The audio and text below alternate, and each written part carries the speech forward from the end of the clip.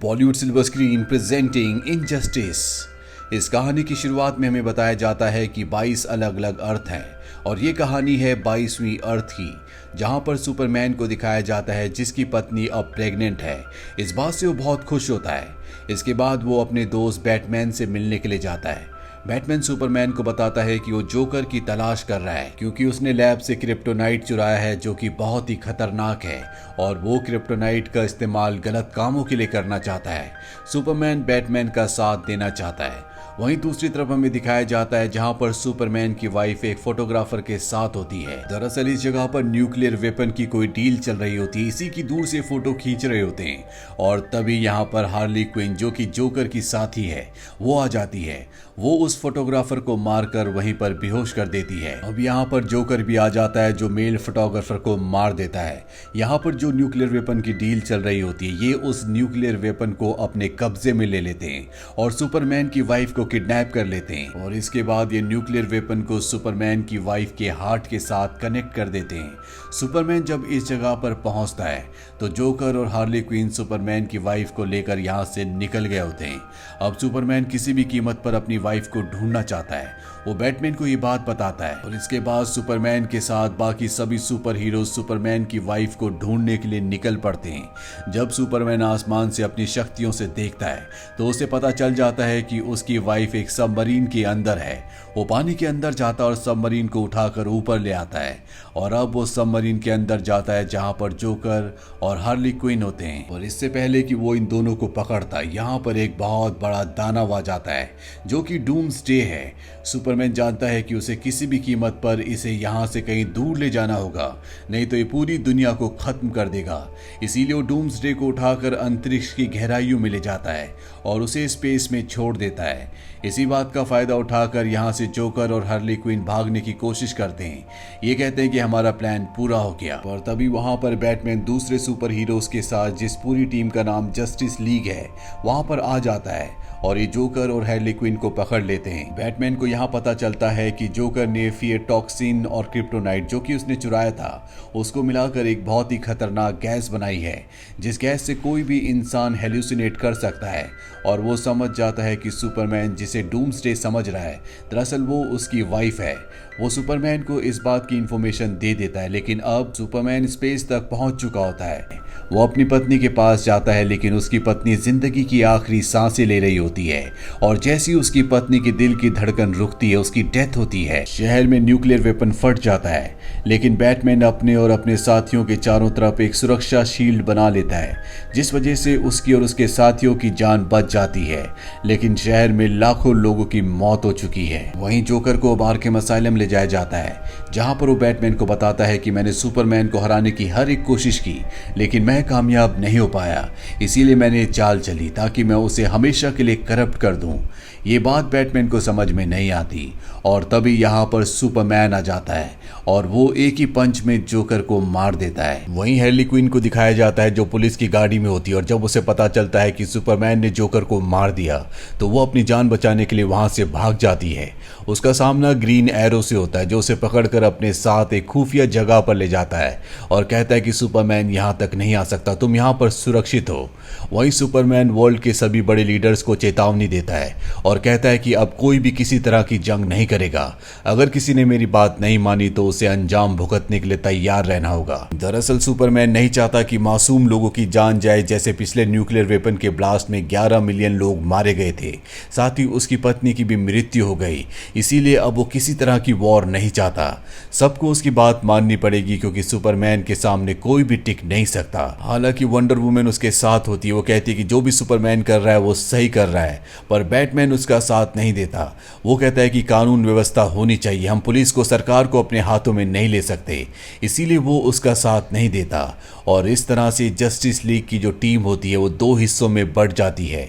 कुछ लोग सुपरमैन के साथ होते हैं और कुछ लोग बैटमैन के साथ। वहीं यूएस आर्मी को दिखाया जाता है जो कुछ बुरे लोगों के ऊपर ड्रोन से हमला करने की तैयारी कर रहे होते हैं, लेकिन सुपरमैन जानता है कि इसमें मासूम लोगों की जान जा सकती है, इसीलिए सभी ड्रोन्स को तबाह कर देता है और अब यूएस गवर्नमेंट को यह एहसास हो चुका है कि सुपरमैन उनके इंटरनल मामलों में दखल अंदाजी कर रहा है। इसीलिए मिरर मास्टर को अपने कुछ सोल्जर्स के साथ सुपरमैन के घर भेजते हैं, जहां पर ये सब के सब सुपरमैन के पिता को अगवा कर लेते हैं। सुपरमैन जब अपने पिता को ढूंढता हुआ उस जगह पहुंचता है तो वहां पर मिरर मास्टर उसे कहता है कि अगर तुमने यूएस गवर्नमेंट के रास्ते में आने की कोशिश की तो हम तुम्हारे पिता को मार देंगे। यहाँ पर सुपरमैन अपने आप से सवाल पूछता है, क्या वो जो कर रहा है वो सही कर रहा है? तभी वंडर वुमन यहाँ पर आ जाती है और वो कहती है कि तुम बिल्कुल ठीक कर रहे हो, मैं तुम्हारे साथ हूँ और मैं तुम्हारे पिता को किसी भी हालत में वापस लेकर आऊंगी। वो एक बार में पहुंचती है जहां पर मिरर मास्टर होता है। वो मिरर मास्टर को पकड़ लेती है और उससे सुपरमैन के पिता की लोकेशन के बारे में पूछती है, लेकिन उसे नहीं पता होता, इसीलिए वो उसकी बेल्ट निकाल कर ले जाती है और सुपरमैन को दे देती है ताकि उससे वो अपने पिता की लोकेशन के बारे में पता लगा सके। अब सुपरमैन पहुंचता है गौथम सिटी में, जहां का रखवाला बैटमैन है। वो बैटमैन से कहता है कि मैं चाहता हूं कि तुम मेरा साथ दो, कल मैं गौथम सिटी में एक अनाउंसमेंट करने वाला हूं। पर बैटमैन उसका साथ देने से मना कर देता है क्योंकि इन दोनों की जो आइडियोलॉजी होती है वो पूरी तरह से अलग अलग होती है। और अब सुपरमैन वहां से निकल जाता है।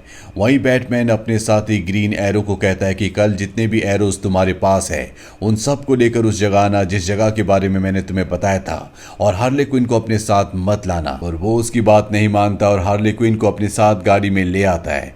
रास्ते में हार्ले क्विन उसे बेहोश कर देती है और उसके सभी एरोज को अपने पास रख लेती है। वहीं सुपरमैन को दिखाया जाता है जो गौतम शहर में अनाउंसमेंट करता है कि मैं शहर के सारे क्रिमिनल्स को यहाँ से कहीं बहुत दूर भेज दूंगा ताकि शहर में क्राइम हमेशा के लिए खत्म हो जाए। और इसके बाद वो वंडर वुमेन, साइबोर्ग और रॉबिन दरअसल बैटमैन का बेटा है, लेकिन वो सुपरमैन के साथ है क्योंकि सुपरमैन की सोच उसे अच्छी लगती है। सुपरमैन इन सब के साथ आर्कम असाइलम पहुंच जाता है जहां पर सुपर विलन्स रहते हैं, लेकिन यहां पर हार्ले क्विन सभी सुपर विलन्स को आजाद कर देती है। हालांकि सुपरमैन ने यहां से 2 विलन्स को टेलीपोर्ट करके दूसरी जगह भेज दिया होता है, लेकिन अब सभी सुपर विलन्स यहां पर आजाद हैं। ये सब उनसे लड़ना शुरू कर देते हैं और इसी लड़ाई के बीच में बैटमैन का बेटा रॉबिन नाइट विंग्स को, जो कि बैटमैन का साथी उसका दोस्त होता है, उसे गलती से मार देता है। उसकी मृत्यु हो जाती है, जिस बात से बैटमैन को बहुत दुख होता है और वो कहता है कि अब तुम मेरे बेटे नहीं रहे। और इसके बाद वो नाइट विंग की बॉडी को अपने साथ ले जाता है।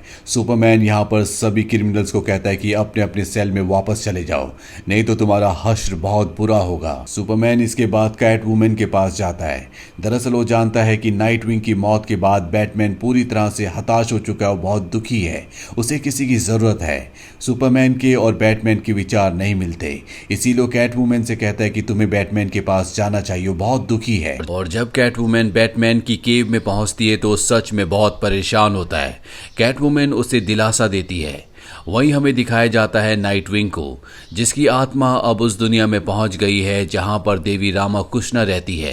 देवी रामाकृष्णा बोलती है कि मैं तुम्हें अपनी शक्तियां दूंगी ताकि जो भी हालात अर्थ पर चल रहे हैं तुम उन्हें ठीक कर सको, और आज से तुम्हारा नाम होगा डेड विंग। वहीं अर्थ पर बैटमैन को दिखाया जाता है जो अपनी टीम के साथ एक जगह पहुंचता है जहां पर सुपरमैन के पिता है।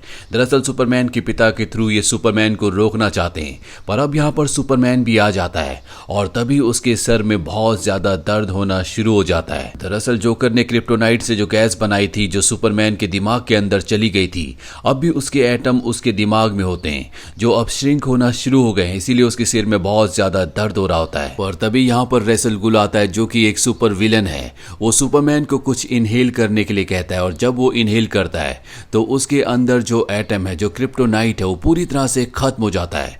सुपरमैन पूरी तरह से ठीक हो जाता है। दरअसल सुपरमैन ने अपने पिता को यहाँ पर सबसे छुपा कर रखा था ताकि वो यहाँ पर सेफ रह सके।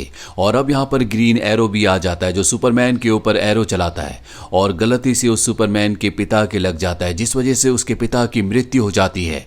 इस बात से सुपरमैन जो पहले बहुत गुस्से में था, अब उसका गुस्सा और भी बढ़ जाता है। वो ग्रीन एरो को मार देता है और इसके बाद वो रासल गुल जो कि एक सुपर विलन है उसके साथ मिल जाता है, क्योंकि रासल गुल हमेशा सुपरमैन के साथ काम करना चाहता था। अब इनकी एक अलग टीम बन चुकी है। सुपरमैन सुपरमैन रासेल गुल के बनाए हुए एक रोबोट जिसका नाम एमेजो है उसे शहर में तैनात कर देता है ताकि शहर में कोई भी गलत काम ना हो। और अब ये एमेजो सब पर नजर रखता है, लेकिन हैरानी की बात ये होती है कि छोटी छोटी गलतियों पर भी लोगों पर हमला कर रहा होता है। यहाँ पर पुलिस आ जाती है, लेकिन पुलिस भी उसे रोक नहीं पाती और अब सुपरमैन भी इस जगह पहुंच चुका है और रेसल गुल से कहता है कि तुम्हें इसे रोकना होगा, लेकिन रेसल गुल साफ साफ मना कर देता है। दरअसल उसका यही प्लान होता है कि एमेजो सुपरमैन को मार दे। सुपरमैन और एमेजो के बीच में एक घमासान लड़ाई होती है, लेकिन यहाँ दिखाया जाता है कि एमेजो बहुत ज्यादा पावरफुल है।